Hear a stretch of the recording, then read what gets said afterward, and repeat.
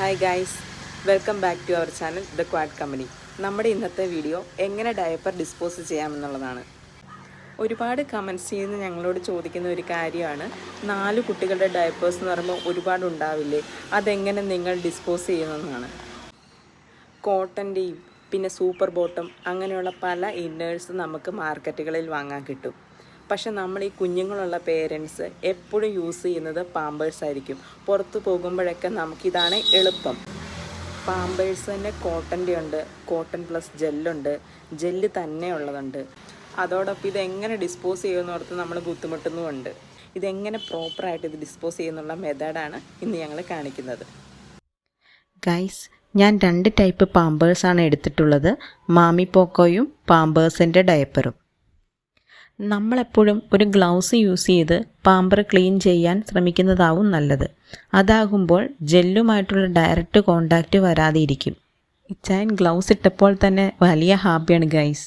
ആദ്യം നമുക്ക് babies use ചെയ്ത ഡയപ്പേഴ്സ് ഒരു 5 മിനിറ്റ്സ് വെള്ളത്തിൽ മുക്കി വെക്കണം. അത് കഴിഞ്ഞിട്ട് കുറച്ച് നേരം കഴിയുമ്പോൾ ഇത് ഫുള്ള് ജെല്ലായി മാറുന്നത് നമുക്ക് കാണാം. ഇനി ഒരു ഡിഷിൽ കുറച്ച് നോർമൽ വാട്ടറും കൂടി എടുത്തു വെക്കാം. ഇച്ചായൻ ഫസ്റ്റ് പാമ്പേഴ്സിൻ്റെ ഡയപ്പറാണ് ക്ലീൻ ചെയ്യാൻ പോകുന്നത്.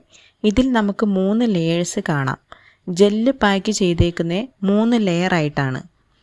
പാമ്പേഴ്സ് ഡയപ്പറിൽ ബോട്ടം ലെയറിലാണ് ജെല്ല്, അതിൻ്റെ തൊട്ട് മുകളിലാണ് കോട്ടൺ ലെയർ. രണ്ടും സെപ്പറേറ്റ് ആയിട്ടാണ് ഈ പാമ്പേഴ്സിൽ പാക്ക് ചെയ്തേക്കുന്നത്. അതുകൊണ്ട് പാമ്പേഴ്സിൻ്റെ ഡയപ്പർ ഡിസ്പോസ് ചെയ്യാൻ കുറച്ചുകൂടി ഈസിയാണ്. ഇതിൽ കണ്ടോ, ജെല്ല് ഭാഗം അടിയിലായിട്ടും കോട്ടൺ ലെയർ മുകളിലായിട്ടും കാണാം. അടുത്തത് മാമി പോക്കോയാണ് നമ്മൾ ക്ലീൻ ചെയ്യുന്നത്. ഇത് തുറക്കുമ്പോൾ കോട്ടൻ്റെയും ജെല്ലിൻ്റെയും മിക്സ് ആയിട്ടുള്ള ഒരു ലെയറാണ് കാണുന്നത്.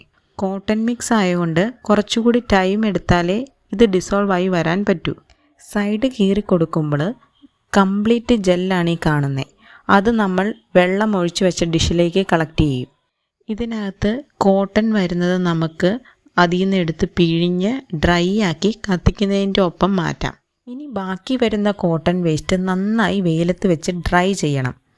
അതിനുശേഷം നമുക്ക് ഒന്നെങ്കിൽ കത്തിക്കുകയോ അല്ലെങ്കിൽ വേസ്റ്റ് എടുക്കാൻ വരുമ്പോൾ ആ കൂട്ടത്തിൽ കൊടുത്തു പിടിക്കുകയോ ചെയ്യാം. അടുത്തതായി പൊടിയുപ്പോ അല്ലെ കല്ലുപ്പോ ഇട്ട് കൊടുക്കണം ഇതിലേക്ക്. ഒരു കൈക്കുമ്പിൾ അളവിൽ ഉപ്പ് മതിയാകും ഒരു ഡയപ്പറിൻ്റെ ജെല്ലിന്. ഞാനിപ്പം കല്ലുപ്പാണ് എടുത്തിട്ടുള്ളത്. ഏതെടുത്താലും കുഴപ്പമില്ല, രണ്ടും സെയിം എഫക്റ്റ് തന്നെയാണ്. ഒരു 5 മിനിറ്റ്സ് കഴിയുമ്പോൾ നമുക്ക് ജെല്ലെല്ലാം അലിഞ്ഞു വരുന്നതായി കാണാൻ കഴിയും. ഒരു 2 ഹവേഴ്സ് കഴിഞ്ഞ് നോക്കുമ്പോൾ കംപ്ലീറ്റ് അലിഞ്ഞ് വാട്ടർ ഫോമിലായിട്ടുണ്ടാകും. ഇനി നമുക്കിത് ഡിസ്പോസ് ചെയ്ത് കളയാൻ പറ്റും. ഒന്നെങ്കിൽ നമുക്കിത് ടോയ്ലറ്റിൽ ഫ്ലഷ് ചെയ്ത് കളയാം, അല്ലെങ്കിൽ നമുക്ക് പറമ്പിലെ തെങ്ങുകൾക്കൊക്കെ ഒഴിച്ചാൽ നല്ല വളമായിരിക്കും.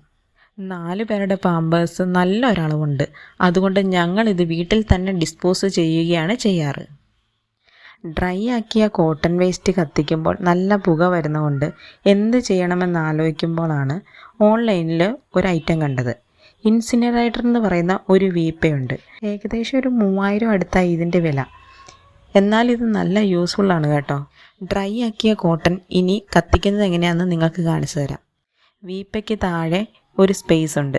അവിടെ കുറച്ച് വിറകും കടലാസും ചൂട്ടുമൊക്കെ വെച്ച് കത്തിച്ച് കഴിഞ്ഞാൽ ഇതിൻ്റെ ഉള്ളിൽ എയർ പോകാൻ സ്പേസ് ഉള്ളതുകൊണ്ട് പുക വളരെ കുറച്ച് മാത്രമേ പുറത്തേക്ക് പോകൂ.